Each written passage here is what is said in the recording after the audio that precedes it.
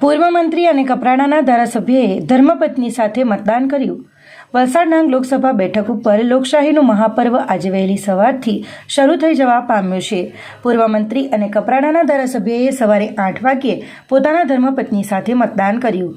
વલસાડ બેઠક પર સવારે શરૂઆતના 2 કલાકમાં 10.81% મતદાન। હીટવેવની અસરને પગલે સવારથી મતદાન મથકો પર કતાર લાગી।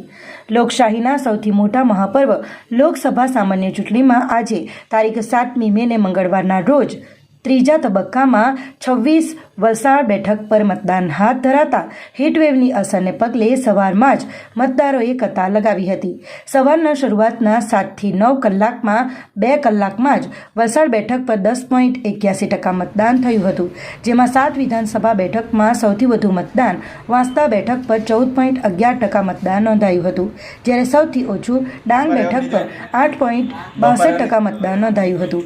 આ સિવાય વલસાડ જિલ્લાની 5 બેઠકો પર ધરમપુરમાં 10.71%, વલસાડમાં 10.9%, પારડીમાં 11.32%, કપરાડામાં 10.14% અને ઉમરગામમાં 9.78% મતદાન નોંધાયું હતું।